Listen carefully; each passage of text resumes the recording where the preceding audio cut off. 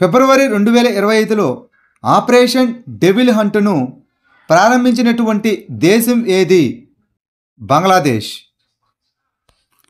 మాజీ ప్రధాని షేక్ హసీనా మరియు అవామీ లీగుకు సంబంధించిన ఆస్తులను లక్ష్యంగా చేసుకుని పెరుగుతున్న హింసను అరికట్టడానికి బంగ్లాదేశ్లో ఆపరేషన్ డెవిల్ హంట్ను ప్రారంభించబడింది. గాజీపూర్ జిల్లాల్లో దాడులు దేశవ్యాప్తంగా వ్యాపించిన తర్వాత మొహమ్మద్ యూనస్ నేతృత్వంలోని తాత్కాలిక ప్రభుత్వం ఈ కఠిన చర్యలకు ఆదేశించింది. ఈ ఆపరేషన్లో సైన్యం, పోలీసులు మరియు ప్రత్యేక విభాగాలు పాల్గొన్నాయి. ఎక్సర్సైజ్ సైక్లోన్ 2025 భారతదేశం మరియు ఏ దేశం మధ్య నిర్వహించబడుతున్నది? ఈజిప్ట్. భారతదేశం మరియు ఈజిప్టు మధ్య ఉమ్మడి ప్రత్యేక దళాల విన్యాసం అయినటువంటి ఎక్సర్సైజ్ సైక్లోన్ యొక్క 3వ ఎడిషన్ ఫిబ్రవరి 10 నుండి 23 వరకు రాజస్థాన్లో జరుగుతున్నది. భారత్ మరియు ఈజిప్టు సైన్యాల మధ్య సమన్వయాన్ని మెరుగుపరచడమే దీని యొక్క లక్ష్యం. సౌత్ కోస్ట్ రైల్వే ఏర్పడిన తర్వాత ఇప్పుడు ఎన్ని రైల్వే కోస్ట్ జోన్లు ఉన్నాయి? 18. సౌత్ కోస్ట్ రైల్వే భారతీయ రైల్వేల యొక్క 18 రైల్వే జోన్లలో ఇదొకటి. ఈ జోనల్ ప్రధాన కార్యాలయం ఆంధ్రప్రదేశ్లోని విశాఖపట్నంలో ఉంది. లాజిస్టిక్స్ మరియు మౌలిక సదుపాయాల అభివృద్ధి కోసం పరిశ్రమ మరియు అంతర్గత వాణిజ్య ప్రోత్సాహక విభాగం డిపిఐఐటి ఏ సంస్థతో ఒప్పందం కుదుర్చుకుంది? కొరియా రవాణా సంస్థ. ఇటీవల వార్తల్లో కనిపించిన కొడవ కమ్యూనిటీ ఏ భారతీయ రాష్ట్రానికి చెందినది? కర్ణాటక.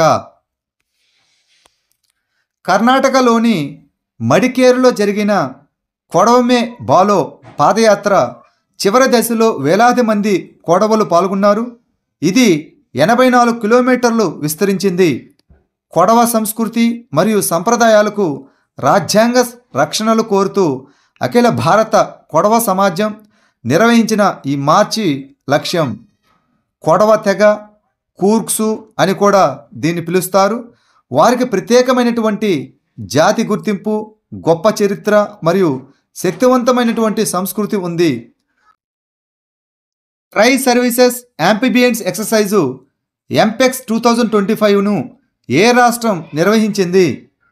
కర్ణాటక. 2 సంవత్సరాలకు ఒకసారికి జరిగేటటువంటి ట్రై సర్వీసెస్ ఉభయచర వ్యాయామం ఆంపెక్స్ 2025 కర్ణాటకలోని కార్వార్లో నిర్వహించబడింది. ఇది భారత సైన్యం, నౌకాదళం మరియు వైమానిక దళం మధ్య పరస్పర చర్య మరియు సినర్జీ అనగా కోఆపరేషన్పై దృష్టి పెడుతుంది. ఇటీవల అభివృద్ధి చెందిన భారతదేశం @2047 path to progress NITI Aayog conclave ఏ నగరంలో జరిగింది? New Delhi. Indo Tibetan border police ITBP ఇటీవల కొత్త కంపెనీ ఆపరేటివ్ బేస్ను ఎక్కడ స్థాపించింది? ఛత్తీస్గఢ్. ఫిబ్రవరి 2025లో భారత సైన్యం మరియు భారత వైమానిక దళం నిర్వహించిన ఉమ్మడి వైమానిక వ్యాయామం పేరు ఏమిటి? వింగ్డ్ రైడర్స్ వ్యాయామం. భారత సైన్యం మరియు భారత వైమానిక దళం తూర్పు థియేటర్లో ఎక్సర్సైజ్ వింగ్డ్ రైడర్స్ను నిర్వహించాయి. ఇంటర్ సర్వీస్ సినర్జీని మెరుగుపరచడానికి ప్రత్యేక వైమానిక కార్యకలాపాలపై ఈ వ్యాయామం దృష్టి సారించింది. 2025 చెన్నై ఓపెన్ టెన్నిస్ పురుషుల సింగిల్స్ టైటిల్ను ఎవరు గెలుచుకున్నారు? కైరియన్ జాక్వెట్ ఫ్రాన్స్ దేశస్థుడు. ఫ్రాన్స్కు చెందిన కైరియన్ జాక్వెట్ 2025 చెన్నై ఓపెన్ టెన్నిస్ పురుషుల సింగిల్స్ టైటిల్ను గెలుచుకున్నాడు. ఫిబ్రవరి 9, 2025న తమిళనాడులోని నుంగంబాకంలోని ఎస్డిఏటి టెన్నిస్ స్టేడియంలో జరిగింది. సత్కోసియా టైగర్ రిజర్వ్ ఏ రాష్ట్రంలో ఉంది? ఒడిస్సా. ఒడిస్సాలో సాంబార్ బాడు యొక్క మొట్టమొదటి క్యాప్టివ్ బ్రీడింగ్ సత్కోసియా టైగర్ రిజర్వ్లో జరుగుతున్నది. ఈ రిజర్వ్ ఒడిస్సాలో ఉంది. ఇది అంగుల్, కటక్, బౌద్ధ్ మరియు నయాగఢ్ జిల్లాలను కలిగి ఉంది. ఇందులో బైసిపల్లి అభయారణ్యం మరియు సత్కోసియా జాజ్ అభయారణ్యాలు ఉన్నాయి. ఇది మహానది ఎలిఫెంట్ రిజర్వ్లో ఒక భాగం. సత్కోసియా దక్కన్ ద్వీపకల్పం మరియు తూర్పు కనుమలలో ఉంది. మహానది దాని గుండా ప్రవహిస్తున్నది. క్లబ్ ఎస్ క్షిపణి వ్యవస్థను ఏ దేశం అభివృద్ధి చేసింది? రష్యా. భారతదేశం తన జలాంతర్గామి నౌకాదళం కోసం క్లబ్ ఎస్ క్షిపణి వ్యవస్థను కొనుగోలు చేయడానికి రష్యాతో ఒప్పందం కుదుర్చుకుంది. దీనిని రష్యా రక్షణ సంస్థ అయినటువంటి ఎన్పిఓ నోవేటర్ అభివృద్ధి చేసింది. కాలిబర్ అని కూడా పిలువబడే క్లబ్ క్షిపణి వ్యవస్థ 1994లో సేవలోకి వచ్చింది. క్లబ్ ఎస్ క్షిపణి 400 కిలోల వార్ హెడ్ను కలిగి ఉంది మరియు ఉపరితల నౌకలు, జలాంతర్గములు మరియు భూమి కక్ష్యాలతో సహా 300 కిలోమీటర్ల దూరంలో ఉన్నటువంటి లక్ష్యాలను కూడా ఛేదించగలదు.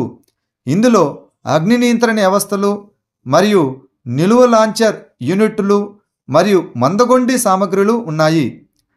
ఈ క్షిపణి 10 నుంచి 15 మీటర్ల ఎత్తులో ప్రయాణిస్తుంది. ఇటీవల వార్తలో కనిపించిన శాంటోరిని ద్వీపం ఏ సముద్రంలో ఉంది? ఏజియన్ సముద్రం. ఇది గ్రీసు దేశానికి మరియు టర్కీకి మధ్య ఉంది. దక్షిణ ఏజియన్ సముద్రంలోని గ్రీకు ద్వీపమైనటువంటి శాంటోరిని 4 రోజుల్లో 200కు పైగా సముద్ర గర్భ భూకంపాలను చవిచూసిన తర్వాత హై అలర్ట్లో ఉంది. రిక్టార్ స్కేలుపై 4.6 వరకు నమోదైంది. ఇది సైక్లేడ్స్ ద్వీప సమూహంలో ఒక భాగం మరియు గ్రీసు నియంత్రణలో ఉంది. ఆఫ్రికన్ ప్లేటు మరియు ఏజియన్ సీ ప్లేటు మధ్య టెక్టోనిక్ కదలికల కారణంగా తరచుగా ఇక్కడ భూకంపాలు సంభవిస్తాయి. భారతదేశంలో లింఫాటిక్ ఫైలేరియాసిస్ నిర్మూలన కోసం మాస్ డ్రగ్ అడ్మినిస్ట్రేషన్ ఎండిఏ ప్రచారాన్ని ప్రారంభించినటువంటి సంస్థ ఏది? ఆరోగ్య మరియు కుటుంబ సంక్షేమ మంత్రిత్వ శాఖ, the ministry of health and family welfare. కేంద్ర ఆరోగ్య మరియు కుటుంబ సంక్షేమ మంత్రి శ్రీ జగత్ ప్రకాష్ నడ్డా లింఫాటిక్ ఫైలేరియాసిస్ నిర్మూలన కోసం వార్షిక మాస్ డ్రగ్ అడ్మినిస్ట్రేషన్ ప్రచారాన్ని ప్రారంభించారు. ఇది 111 జిల్లాలను ఇంటింటికి యాంటీ ఫైలేరియా మందులతో కవర్ చేస్తుంది. ఈ లింఫాటిక్ ఫైలేరియాసిస్ హాతిఫాన్ అని కూడా పిలుస్తారు. ఇది దోమల ద్వారా వ్యాపిస్తుంది మరియు లింఫోడిమో మరియు హెడోసెల్కు కారణమవుతుంది. ఇది తీవ్రమైనటువంటి వైకల్యాలకు దారితీస్తుంది. ఐఐఏఎస్ డార్ప్-జీ ఇండియా కాన్ఫరెన్స్ 2025కి ఆతిథ్యం ఇస్తున్నటువంటి నగరం ఏది? న్యూఢిల్లీ. ఐఐఏఎస్ డార్ప్-జీ ఇండియా కాన్ఫరెన్స్ 2025 ఫిబ్రవరి 10 నుంచి 14 వరకు న్యూఢిల్లీలోని భారత మండపంలో జరుగుతుంది. కేంద్ర మంత్రి అయినటువంటి డాక్టర్ జితేంద్ర సింగ్ ఈ కార్యక్రమాన్ని ప్రారంభించారు. ఐఐఏఎస్ డార్ప్-జీ అంటే international institute of administrative sciences మరియు department of administrative reforms and public grievances. తదుపరి తరం administrative reforms, reaching the last mile అనేది దీని యొక్క థీమ్. ఈ కార్యక్రమం ప్రజా పరిపాలన, పాలన మరియు విధాన రూపకల్పన ఆవిష్కరణలపై దృష్టి పెడుతుంది. భారతదేశం మొదటిసారిగా ఈ ఐఐఏఎస్ కాన్ఫరెన్స్ను నిర్వహిస్తున్నది. అదేవిధంగా మొదటి దక్షిణాసియా దేశంగా నిలిచింది.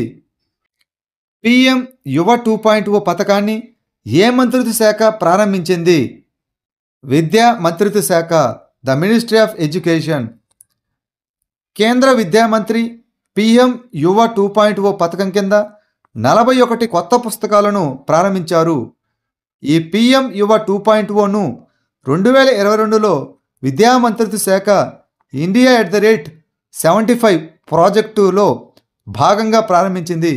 ఇది 30 సంవత్సరాల కంటే తక్కువ వయసు ఉన్న యువ రచయితలకు శిక్షణ ఇచ్చేటటువంటి రచయిత మార్గదర్శకత్వ కార్యక్రమం. భారతదేశంలో రెండవ చిరుత నివాస స్థలంగా ఎంపికైన వన్యప్రాణుల అభయారణ్యం ఏది? గాంధీసాగర్ వన్యప్రాణుల అభయారణ్యం, మధ్యప్రదేశ్. మధ్యప్రదేశ్లోని గాంధీసాగర్ వన్యప్రాణుల అభయారణ్యం భారతదేశంలో రెండవ చిరుతల నివాస స్థలంగా మారుతుంది. దక్షిణాఫ్రికా నుండి 6 నుండి 8 చిరుతలు 2025 వేసవికి ముందు వస్తాయని భావిస్తున్నారు. ఈ గాంధీసాగర్ వన్యప్రాణుల అభయారణ్యం వాయువ్య మధ్యప్రదేశ్లో ఉంది. ఇటీవల భారత ప్రధానమంత్రి నరేంద్ర మోదీ ఏ దేశంలో కొత్త కాన్సులేటును ప్రారంభిస్తున్నారు?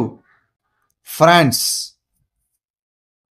ఏ రాష్ట్రానికి చెందిన ధైర్యవంతురాలైన పర్వతారోహకురాలు నిషా యాదవ్ ఆఫ్రికన్ ఖండంలోని కిలిమంజారో పర్వత శిఖరాన్ని జయించింది? ఛత్తీస్గఢ్. ఇటీవల 2025 free style chess grand slam tournament ఎక్కడ ప్రారంభమైంది? జర్మనీ.